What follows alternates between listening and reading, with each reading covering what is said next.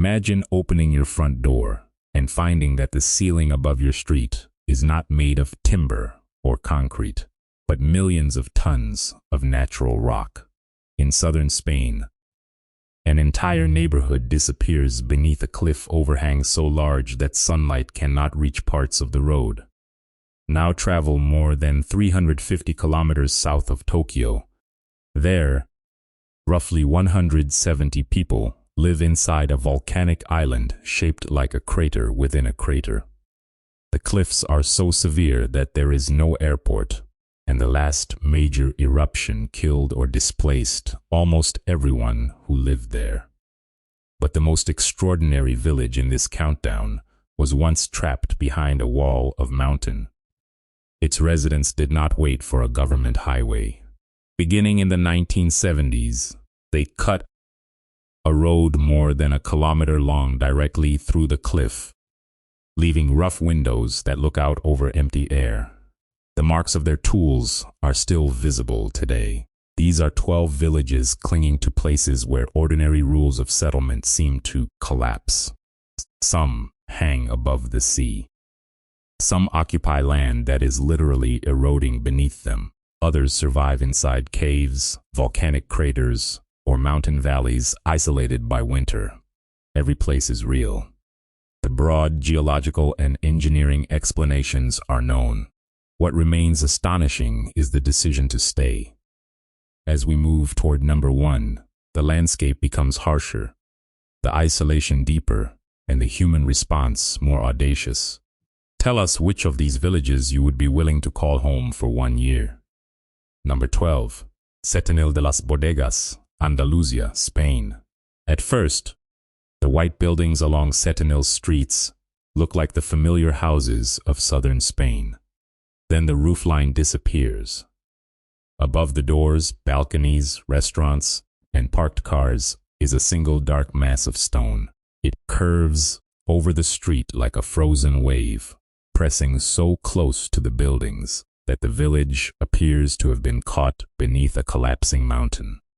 Setenil lies in the province of Cadiz, along a narrow gorge carved by the Guadalpocun River. Instead of clearing the rock or constructing complete freestanding houses, generations of residents used the cliff as part of the architecture. Many structures are closed at the front by whitewashed walls, while the natural overhang becomes the roof and rear boundary. The result is not a city tunneled deep underground. It is something subtler, a settlement inserted into the negative space beneath the stone. That choice offered practical advantages. The enormous thermal mass of the rock slows the movement of heat. During hot Andalusian summers, rooms protected by the cliff can remain cooler than the exposed streets. In winter, the same rock helps soften rapid temperature changes. What looks like a crushing burden is also a natural climate control system built without machinery. The gorge provided defense as well. A fortified settlement rose above the river, and the difficult terrain helped make Setenil a stubborn position during the final centuries of Muslim rule in the region. Yet the same geometry that protected the community limited where it could expand. Streets follow the river and the contours of the cliff. Houses occupy whatever pockets the landscape allows. In places such as Cuevas de la Sombra, the overhang reaches across nearly the entire street, turning daytime into shadow. The rock is not suspended by hidden supports. It is part of the stable bedrock of the gorge, shaped over long periods by erosion. Engineers understand why it remains in place, but that knowledge does little to calm the instinctive reaction of walking beneath it. Every balcony, cafe table, and electric light emphasizes the contradiction. Setenil survives because its residents did not defeat the cliff. They accepted it as the largest wall in every house. Number 11. Azenhas do Mar, Sintra, Portugal. From the Atlantic, Azenhas do Mar looks less like a village than a cascade of white blocks that stopped moments before falling into the ocean. Houses descend a steep coastal slope toward a small cove. At the bottom, waves strike a seawater pool and throw spray toward buildings stacked above it. Behind them, the land rises sharply. In front of them is open water stretching toward the horizon. The village sits within the Sintra Cascais landscape west of Lisbon, a coastline of high cliffs, beaches, fossil dunes, and rock repeatedly worked by wind and surf. Portugal's official tourism authority describes Azenhas do Mar as a village constructed on a living cliff. That phrase matters. A cliff is not a permanent vertical wall. Rain enters fractures. Salt crystallizes in pores.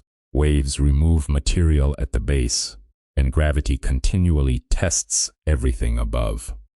The settlement adapted by following the slope rather than fighting it. Narrow lanes, stairways, retaining walls, and small terraces connect buildings positioned at different levels. The white surfaces reflect the hard coastal light, while red roofs create a sharp line against the dark rock. Seen from across the valley, the village resembles an amphitheater built for the sea. Its name refers to watermills, reminders of a time when flowing water and the contours of the land shaped local work. The same topography that made the site useful also made construction difficult. Materials had to be carried along steep routes. Foundations could not be treated as if the ground were level.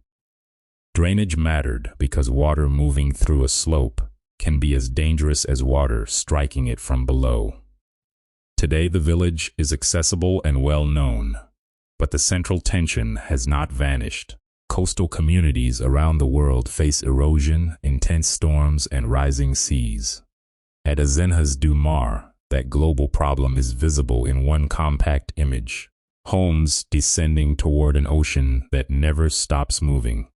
The buildings do not survive because the Atlantic has become gentle. They survive through maintenance, drainage, retaining structures, and continuous attention to the cliff. Setenil borrowed a roof from stone. Azenhas built a staircase on the edge of a continent, number 10, Gasadalur, Vagar, Faroe Islands. There is a waterfall on the island of Vagar that drops from green pasture directly toward the North Atlantic. Just behind it sits Gasadalur, a cluster of dark-roofed houses, enclosed by mountains on one side and sea cliffs on the other. The village is not far from other Faroese communities when measured on a map. For most of its history, however, those few kilometers formed a wall. The cliffs below made landing by boat uncertain. The mountains behind forced residents onto a steep footpath whenever they needed to reach the neighboring village of Bur. Before, a road tunnel opened in 2004. Gasadalur was the only village on the larger Faroese Islands without a road connection. The old route crossed the mountain, and the local postman carried mail over it 3 times each week. That detail reveals the true scale of isolation. A modern viewer may see a perfect landscape of grass, cloud, and water. A resident saw groceries, medicine, school, mail, and emergency help separated by a climb. Bad weather did not merely spoil the view. It could cut the settlement off. The shape of this land was prepared by ice. Glaciers carved valleys through the volcanic bedrock of the Faroes, while the ocean and repeated erosion left abrupt coastal cliffs. Gasadalur occupies a rare pocket of relatively gentle ground inside that larger vertical world. The waterfall, Mulafossur, exists because a stream reaches the edge of the hanging terrain and suddenly loses the land beneath it. The road tunnel changed the village's future. Vehicles can now pass through the mountain instead of climbing over it, turning a place once defined by difficult access into one of the island's most recognized views. But connection introduced a new pressure. Visitors arrive for the waterfall and the illusion of untouched isolation, while residents must protect paths, fields, and the quiet character that made the village famous. Gasadalur proves that distance is not measured only in kilometers. Before the tunnel, the village was close enough to see neighboring land and still difficult to leave. Its houses stand on a green ledge where a short journey once required the strength of a mountaineer. Number 9. Bonifacio, Corsica, France. Approach Bonifacio from the sea, and the first thing you notice is not the harbor. It is the underside of the town. Pale limestone cliffs rise about 70 meters above the Mediterranean, cut by caves, ledges, and horizontal bands. Along the upper edge, stone buildings appear to extend beyond the land supporting them. Their walls face open air, and from below some seem only one storm away from the water. Bonifacio occupies the southern end of Corsica, overlooking the narrow strait separating the island from Sardinia. Its position created a natural fortress. Ships moving through the western Mediterranean could be observed from above, while the cliffs restricted where an attacker might land. A sheltered inlet provided a harbor behind the exposed headland. Geography offered both protection and power, but the fortress is made of limestone, not indestructible metal. Rainwater becomes slightly acidic as it absorbs carbon dioxide. It enters joints in the rock and slowly dissolves calcium carbonate. Waves attack the lower cliff, salt expands within pores, and wind drives moisture against exposed surfaces. Over time, caves widen, blocks fracture, and the edge retreats. The process is understood. The timing of an individual collapse is much harder to predict. Residents responded by concentrating streets and buildings along the narrow plateau. The upper town became a dense maze of alleys, defensive walls, cisterns, and tall houses. One of its most dramatic routes, the staircase of the King of Aragon, cuts 187 steps into the cliff, linking the heights to the sea-facing rock below. Even this practical connection looks almost vertical from the water. Modern engineering can monitor cracks and reinforce vulnerable areas, but it cannot stop the Mediterranean from working on the coast forever. Bonifacio's famous profile is created by the same erosion that threatens it.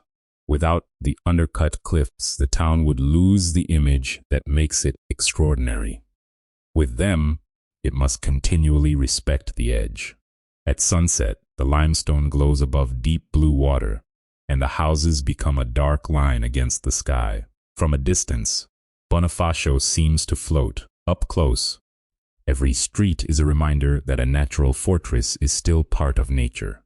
Number 8. Manarola and the Cinque Terre, Liguria, Italy. Manarola rises from the Ligurian Sea in layers of color. Boats rest on a narrow ramp, where another village might have a broad harbor. Above them, houses climb a steep ravine, stacked so tightly that roofs, walls, stairs, vineyards, and rock become one continuous surface. There is almost no flat ground, yet people have lived and cultivated these slopes for centuries. Manarola is one of the 5 settlements known as the Cinque Terre. UNESCO describes this coast as a cultural landscape created through an unusually intense interaction between people and difficult terrain. Terraces extend from just above sea level to elevations of roughly 400 meters. Some run for as much as 2 kilometers. Many were established during the medieval period and supported by dry stone walls assembled without mortar. Those walls are not decoration. They hold thin soils on slopes where gravity would otherwise carry earth downhill. They slow runoff, create narrow platforms for vines and olives, and turn a steep coastal face into thousands of usable horizontal strips. The engineering is distributed across the landscape. No single wall looks monumental, but together they form a human-made terrain extending for kilometers. The system demands constant labor. When a terrace is abandoned, vegetation can hide weakening stonework. Intense rain saturates soil, and increases pressure behind walls. Water seeks new routes downhill. Landslides and flash floods can then move through the same narrow valleys occupied by roads and houses. The compact beauty of Manarola is inseparable from this constraint. There is limited room for water, people, and infrastructure to pass each other.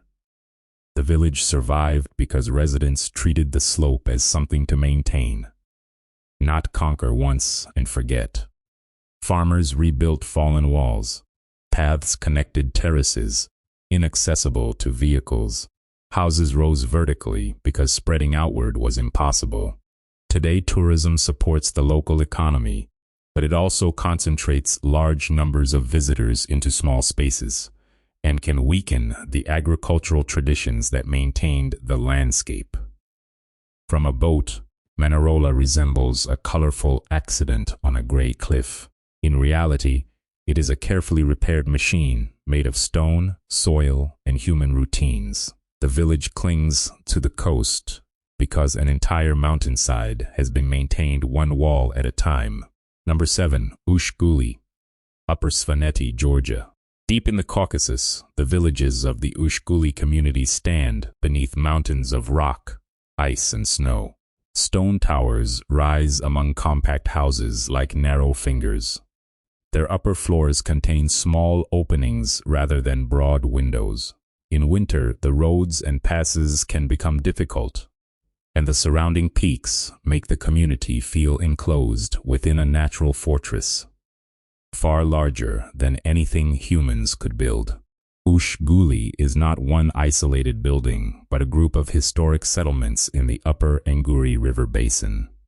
UNESCO's protected landscape includes Chazashi, where more than 200 medieval tower houses, churches, and castles have been preserved. The towers commonly rise 3 to 5 stories. Their walls taper as they climb, reducing weight while maintaining a defensible form. These structures were not romantic viewpoints. They were part house, part storehouse, and part refuge.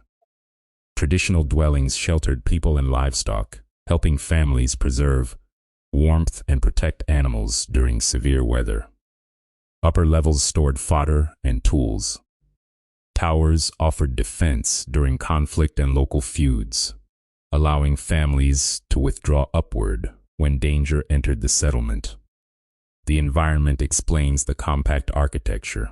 Arable land is limited in a high mountain valley.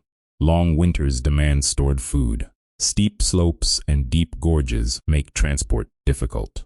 Snow freeze-thaw cycles, and moisture repeatedly test stone walls and timber roofs. Isolation helped preserve the medieval pattern, but it also made maintenance, emergency response, and economic opportunity harder.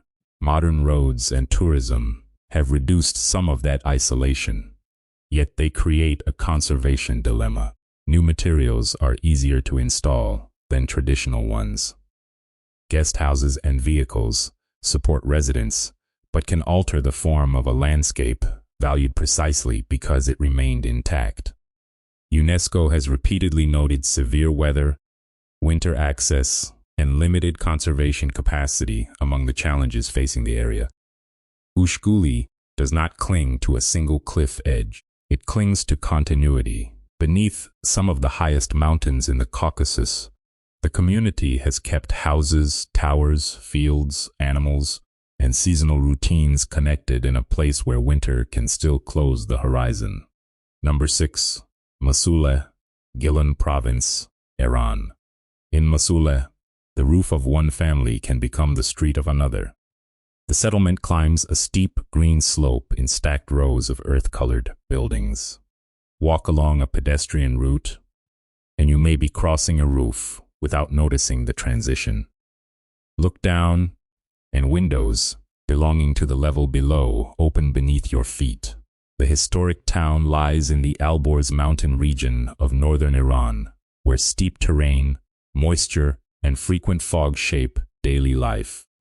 UNESCO's tentative listing describes Masuleh as roughly 800 to 1,000 years old. with a terraced plan running parallel to the mountain slope. Instead of forcing a conventional road grid onto the land, builders used vertical separation to create circulation. The logic is elegant. Each row of houses rests against the slope. Roofs form open platforms and paths for the tier above. Courtyards, stairs, small squares, and covered passages distribute movement through the settlement. Local materials and thick walls help buildings respond to climate, while the dense form reduces the amount of difficult foundation work required on open slopes.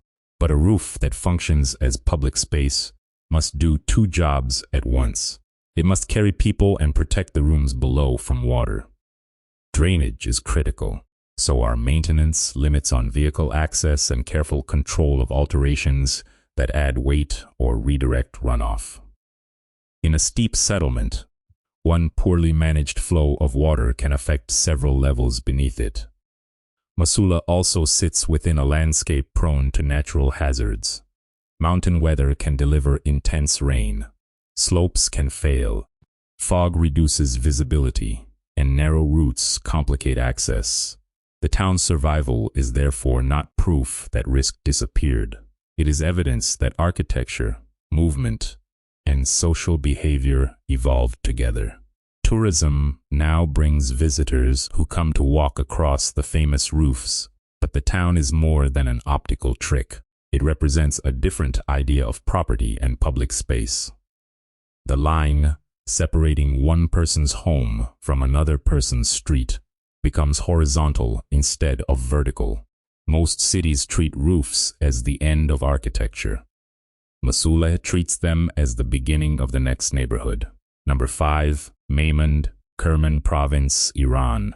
Maymand almost disappears from a distance. There is no skyline of towers and no bright line of houses against the horizon. Instead, dark doorways puncture the rocky walls of a dry valley. Behind them are homes carved into the earth, part of a seasonal settlement system designed for a landscape where heat, cold, water, and pasture change throughout the year. The cultural landscape of Maymand lies at the southern end of Iran's central mountains. UNESCO recognizes it not simply as a collection of caves, but as a living agro-pastoral system. Traditionally, residents move with their animals between different seasonal locations. In warmer periods, they use temporary settlements closer to pasture. During winter, they return to the lower valley and live in cave dwellings cut into soft rock. The caves, known locally as kamar, turn geology into insulation. Rock changes temperature more slowly than exposed air. A room placed inside it avoids the full force of freezing nights, hot days, and wind. Smoke from hearths darkens interiors and, over generations, becomes part of the material history of the dwelling. Entrances remain relatively small, reducing heat loss while the surrounding stone carries the structural load. This adaptation is not the same as hiding underground permanently. The entire system depends on movement. Animals need pasture, families need water, fuel, food storage, and access to cultivated land. The settlement works because different parts of the landscape are used at different times, allowing people to respond to seasonal scarcity, rather than demanding that one location provide everything throughout the year. That flexibility is now under pressure. Younger residents may seek education and employment elsewhere. Motorized transport and modern housing alter patterns built around migration. Traditional knowledge can disappear, even while the caves remain physically intact. A preserved doorway is not enough if the seasonal practices that gave it purpose are lost. Maymand challenges the assumption that a village must be a fixed cluster of buildings. Here, the village is a network of places connected by time. The winter homes cling inside the rock, but the community's true architecture stretches across an entire seasonal landscape. Number 4. Civita di Bagnoregio, Lazio, Italy. Civita appears at the end of a long pedestrian bridge, like an island stranded in the sky.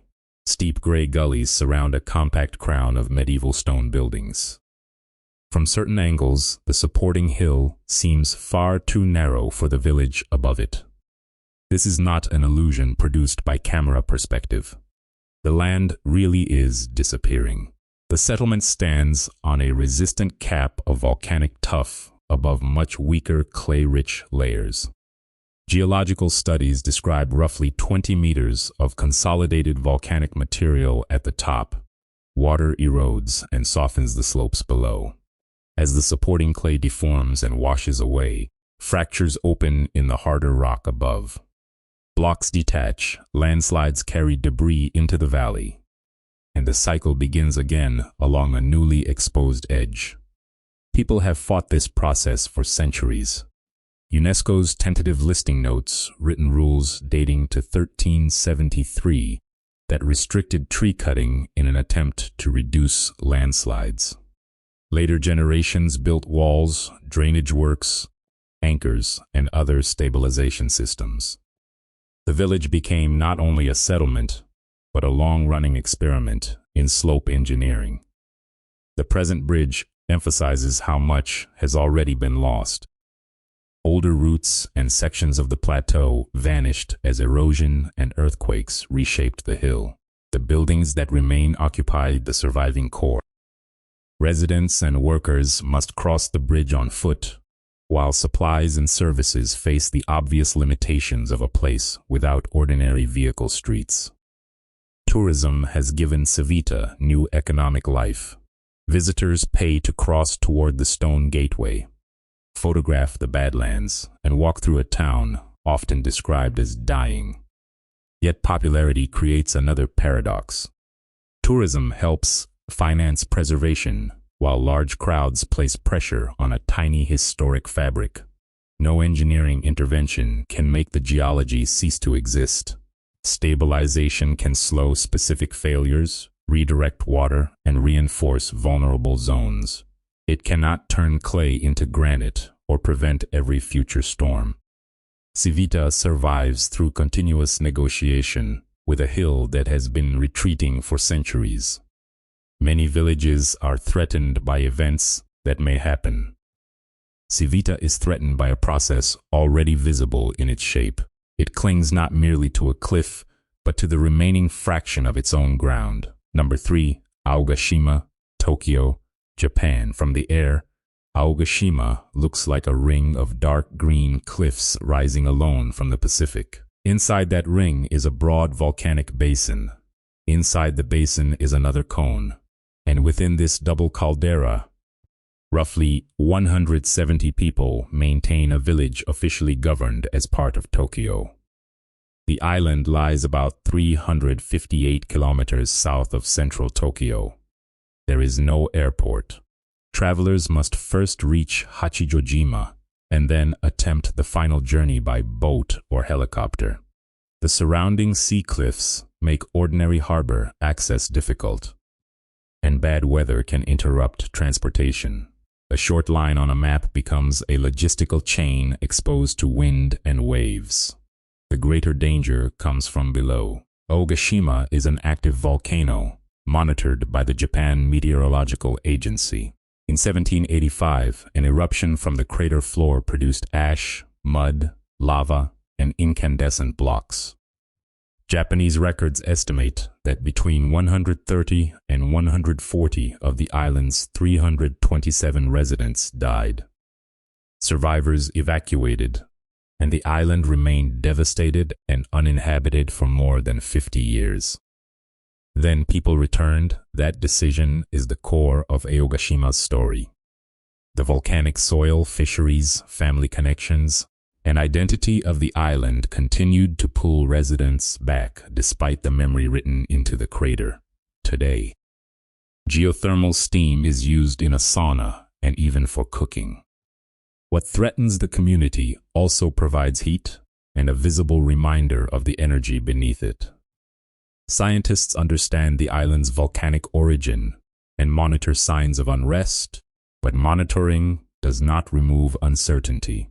Eruptions cannot be scheduled, and evacuation from a cliff-ringed island depends on transport and weather. Population decline and limited services create quieter risks. Too few workers, restricted medical access, and the difficulty of sustaining infrastructure for a tiny community. Aogashima is not a reckless camp beside a smoking vent. It is a functioning municipality with homes, roads, a school, a post office, and daily routines. That normality makes the aerial view more extraordinary. Human life occupies the floor of a volcano that once emptied itself by force. The island teaches an uncomfortable lesson. People do not always return because danger is gone. Sometimes they return because a dangerous place is still home. Number 2. Haid Al-Jazil, Wadi Dawan, Yemen. In the dry immensity of Wadi Dawan, a rocky promontory rises from the valley floor. On its summit stands a compact cluster of mud-colored buildings.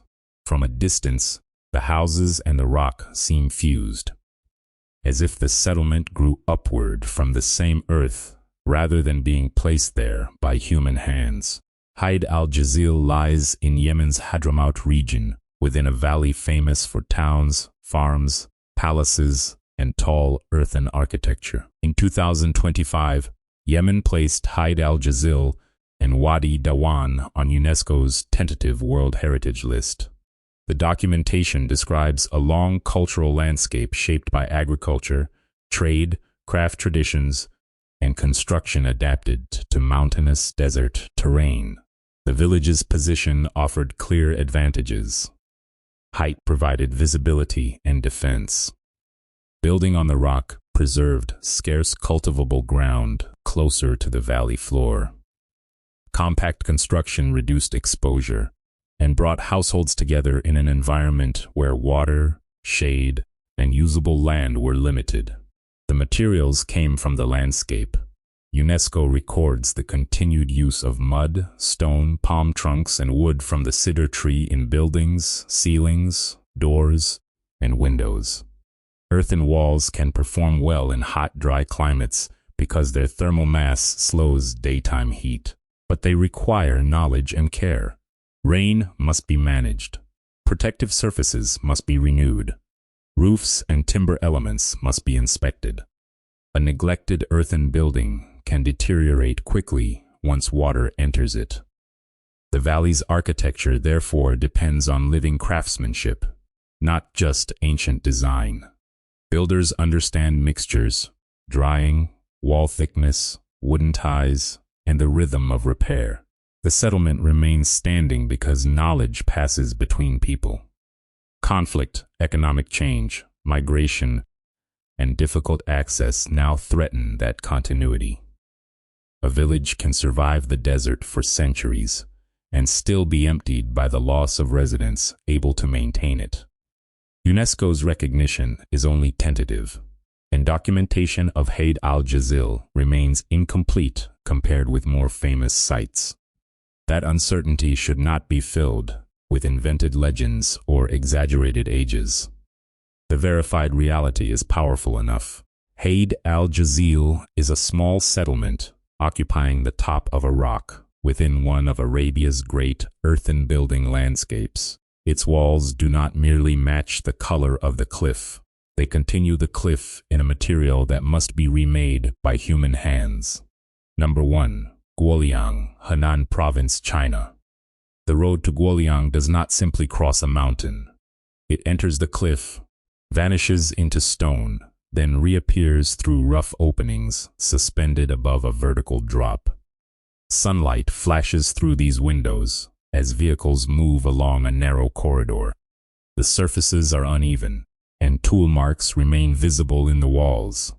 This is not an abandoned mine converted into a road. It was cut to free a village. Guoliang sits high in the Taihang Mountains of central China. Before the modern road, the surrounding cliffs made access slow and difficult. Residents relied on a steep route that limited the movement of people, supplies, and machinery. Isolation protected the village's dramatic setting but it also constrained almost every part of life. In 1972, villagers began creating a road through the mountain. Over approximately 5 years, they cut a cliff corridor, roughly 1,250 meters long. Contemporary Chinese accounts describe the work as being carried out by villagers using hand labor, with the road completed in 1977. Openings were left along the outer wall, admitting light, removing debris, and revealing the enormous drop beyond. Consider the physical problem. A tunnel crew normally begins with geological surveys, drilling rigs, ventilation plans, reinforced portals, controlled blasting, and heavy equipment to remove broken rock. Guoliang's builders faced the same mountain with limited tools and resources. Every meter required material to be fractured, moved, and discarded. Alignment had to remain useful for vehicles. The roof and outer pillars had to leave enough rock to support the corridor. The tunnels is sometimes surrounded by inconsistent legends and dramatic nicknames. Even Chinese reports disagree on some numbers associated with the workforce. The reliable core does not need embellishment. Villagers spent 5 years cutting more than a kilometer of road along and through a near vertical mountain, and the completed corridor transformed access to their home. That transformation brought consequences they could not fully predict. Guoliang became a tourist destination. The tunnel that ended isolation also delivered crowds, vehicles, businesses, and outside investment. Income increased, but the village's identity became tied to the road and to the demand for spectacular images. A structure created to make ordinary life possible became the reason strangers arrived. The geology still sets the rules. Rockfall, water, freeze-thaw action, traffic, and weathering require inspection and maintenance. The windows provide unforgettable views, but they also expose the corridor to wind and rain. The narrow roadway forces drivers to respect a design born from constraint rather than modern highway standards. Guoliang earns number 1 because its residents did more than fit their houses into difficult terrain. They altered the boundary between the village and the rest of the world. Setenil accepted the cliff as a roof. Masuleh turned roofs into streets. Civita fights to keep its remaining ground. Aogashima returned to an active volcano. Al-Jazil extended stone upward with earth. But Guoliang's villagers looked at the mountain wall isolating them and made a door more than a kilometer long. 12 settlements. A Spanish street beneath a stone ceiling. Portuguese houses descending toward the Atlantic. A Faroese village once reached across a mountain. A Corsican citadel above hollow limestone. Italian terraces stitched to the coast. Georgian towers beneath winter peaks. Iranian rooftops used as roads and Iranian winter homes carved into rock. An Italian town losing the hill beneath it. A Japanese community inside a double caldera. Yemeni earthen houses rising from a desert promontory, and a Chinese village connected by a road cut through the cliff. These places do not prove that danger is imaginary or that human beings can live anywhere without consequence.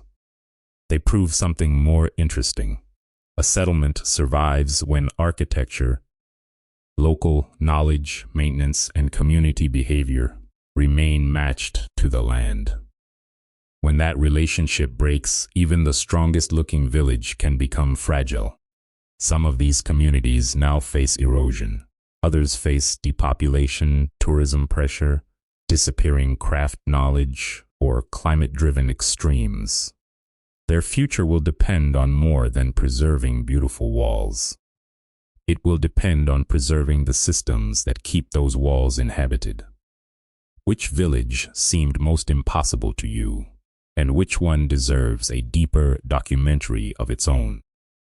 Subscribe for the next journey into the real places that make Earth look stranger than fiction.